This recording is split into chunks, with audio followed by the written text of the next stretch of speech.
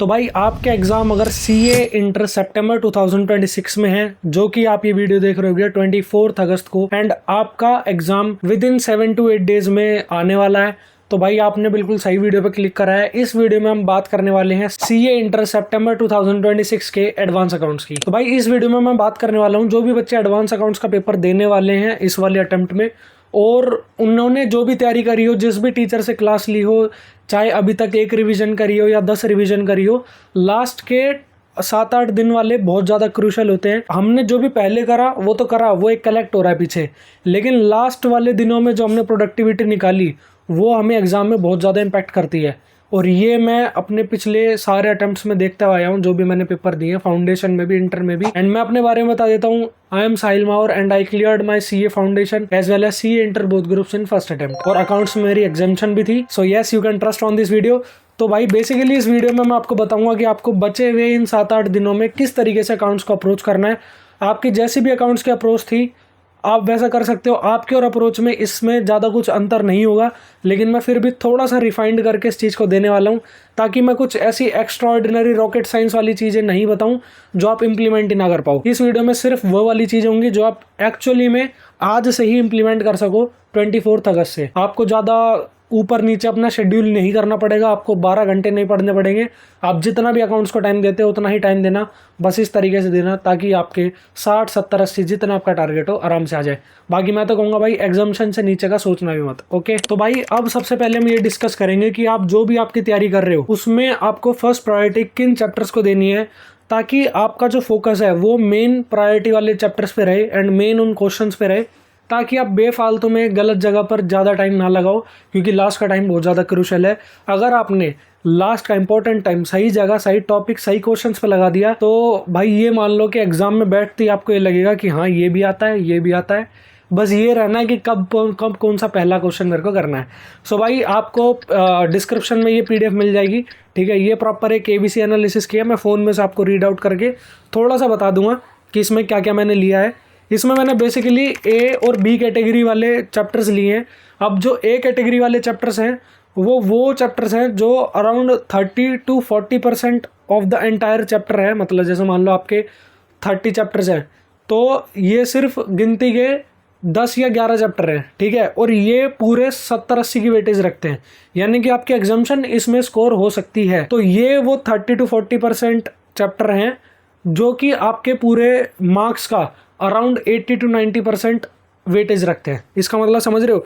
इसका मतलब ये है कि अगर आपने इन्हें अच्छे से कर लिया, ये गिनती के कुछ चैप्टर पे आपने अच्छे से फोकस कर लिया लास्ट डेज में, मैं अभी बताता हूँ आपको क्या करना है। इसके बाद जो B कैटेगरी वाले हैं ना, इनमें आपको पढ़ना है, क्योंकि ये भी 20-25 के स्कोरिंग रखते हैं।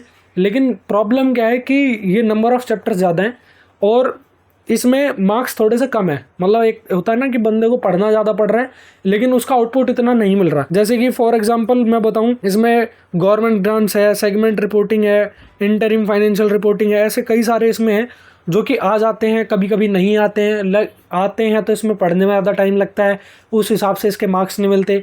अगर आप यही टाइम उन मेन चैप्टर्स पे फोकस करोगे तो आपको गड़बड़ नहीं आएगी। अब देखो A कैटेगरी वाले चैप्टर्स में आपको थोड़ा सा ऊपर से नाम बता देता हूँ। अमलगमेशन है, कंसोलिडेटेड फाइनेंशियल स्टेटमेंट्स है, फाइनेंशियल स्टेटमेंट है, CFS है, इंटरनल रिकंस्ट्रक्शन है, बायबैक है, कंस्ट्रक्शन कॉन्ट्रैक्ट्स है, ठीक है, इम्पेयरमेंट, बोरोइंग कॉस्ट, लीजेस, ये सारे इंपॉर्टेंट चैप्टर हैं। आपको अगर ये PDF चाहिए तो डिस्क्रिप्शन में मैं लिंक डाल दूंगा, डायरेक्ट ड्राइव का लिंक है, कोई पेड नहीं, कोई कुछ नहीं, सीधा जाके ड्राइव पे जाओ, डाउनलोड करो।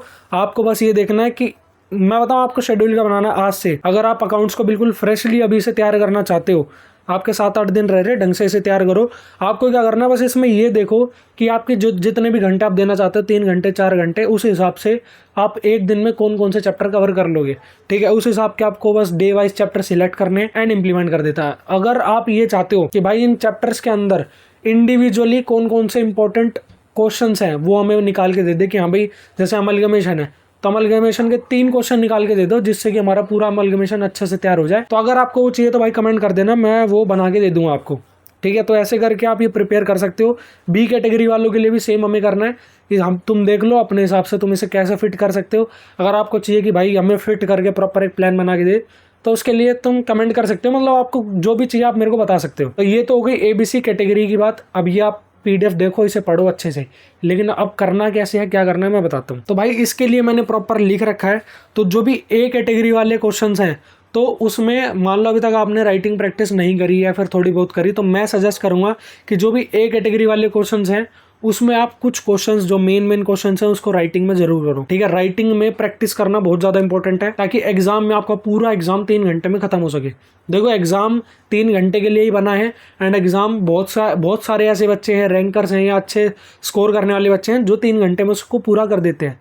इसका मतलब ये है कि उन्होंने अच्छे से तैयारी करी है उसकी प्रैक्टिस करके। आपको जनरली क्या करना है, रिवाइज करने कॉन्सेप्ट्स को, क्वेश्चंस करने राइटिंग में। अगर आपको कोई भी डाउट आता है तो आप रिवीजन वीडियोस रेफर कर सकते हो अगर आपको जरूरत पड़ती है तो, जिस भी फैकल्टी आपने ली हो। और इसमें आपका एडिशनल पॉइंट क्या करना है कि अगर आपको कहीं पर भी नेसेसरी लग रहा है तो आप वो इंपॉर्टेंट एडजस्टमेंट या कुछ भी पॉइंट हो सकता है कि हाँ भाई यार ये तो इंपॉर्टेंट लग रहा है। जैसे मान लो आप क्वेश्चन सॉल्व कर रहे थे, राइटिंग में आपने क्वेश्चन सॉल्व करा, अब उसमें तुम्हारी कोई गलती हो गई तो वो तुम्हारे लिए इंपॉर्टेंट चीज़ है, ठीक है। उसको आप एक अलग साइड में एक पेज बना लो, एक A3 शीट ले लो, एक नॉर्मल ऐसी पेज फाड़ लो यार, इसमें लिख लो, कहीं पर चिपका दो, तो वो एक तुम्हारे लिए इंपॉर्टेंट लिस्ट हो जाएगी जो आप एग्जाम से पहले पढ़ सकते हो। B कैटेगरी वाले में मैं आपको बताऊंगा कि आपको क्वेश्चंस की ऑडिट करनी है। आपको क्वेश्चन राइटिंग में सॉल्व नहीं करने।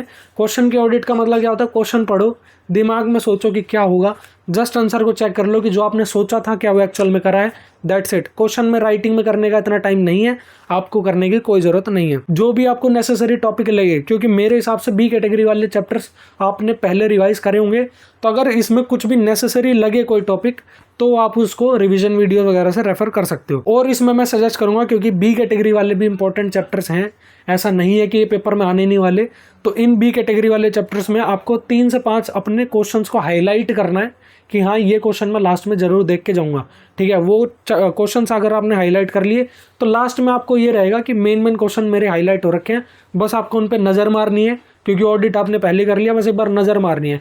और साथ में जो आपने पेज बनाया था इंपॉर्टेंट पॉइंट्स का, एडजस्टमेंट्स का, वो पढ़ के चले जाना है। तो ये तो हो गया कि हमें करना कैसे है, लेकिन अब बारी आती है कि थोड़ा सा अप्रोच मिले मेरे को। तो भाई देखो, अगर आपने अब तक अपने एग्ज़ाम्स को गो थ्रू नहीं करा है तो आप बहुत बड़ी गलती कर रहे हो। क्योंकि मैं एक ऐसा स्टूडेंट हूँ, या मेरा माइंडसेट ऐसा कहता है कि जो भी एग्ज़ाम आप देने जा रहे हो, अगर आपको उसका पिछला एग्ज़ाम मिल रहा है, अवेलेबल है, तो भाई सबसे पहले उस पूरे एग्जाम को देखो कि एक्चुअल में एग्जाम दिखता कैसा है। हम जो भी बुक में क्वेश्चन करते हैं, कुछ भी क्वेश्चंस करते हैं, वो एक अलग चीज़ है। हम MTP कर रहे हैं, हम स्टडी मैट कर रहे हैं, वो सारी अलग चीज़ें हैं। लेकिन जब आप एग्ज़ाम खोल के देखते हो ना, और एग्ज़ाम पेज वाला एग्ज़ाम जो प्रिंट होकर ICI पे आता है, ठीक है, वो एग्ज़ाम खोल के देखोगे तब आपको पता लगेगा कि ये क्वेश्चन किस तरीके से दिखता है एग्ज़ाम में। तो अगर आपने अब तक ये चीज़ नहीं करी है तो मेरी फर्स्ट सजेशन ये है कि सबसे पहले जाके लेटेस्ट May 26 वाला पेपर डाउनलोड करो, January 26 वाला पेपर डाउनलोड करो, गो थ्रू करो, एनालाइज करो कि क्या आ रहा है क्या नहीं आ रहा है, कैसे क्वेश्चंस आते हैं, अमलगमेशन का कैसा क्वेश्चन आ रहा है, B कैटेगरी से कैसा क्वेश्चन आ रहा है, छोटे मोटे जो भी क्वेश्चंस होते हैं, एड ऑन थ्योरी वगैरह, कैसे क्वेश्चन आ रहे हैं।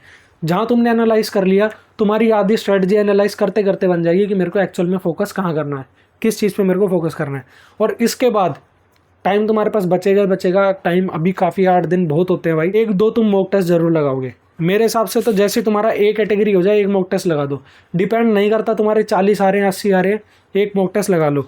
B कैटेगरी होती है, एक और मॉक टेस्ट लगा दो, 2 मॉक टेस्ट दे दिए, बहुत बड़ी बात है, ठीक है। मॉक टेस्ट अगर तुम्हें ये चाहिए कि भाई मैं टेस्ट सीरीज की स्किल हूँ, तुम मेरे को टेस्ट बना के दे दो, अब इस चीज़ का टाइम नहीं है कि कहाँ खरीदो, क्या करूँ ना करूँ, छोड़ो उस चीज़ को, सीधा जाओ ICI की वेबसाइट पे, रैंडम लेटेस्ट जो भी तुम्हें लगे पेपर डाउनलोड करो, सॉल्व करो, सजेस्टेड से चेक करो, ठीक है, मार्क्स दे लो खुद को, खुद भी तुम अपने आप को एनालाइज कर सकते हो।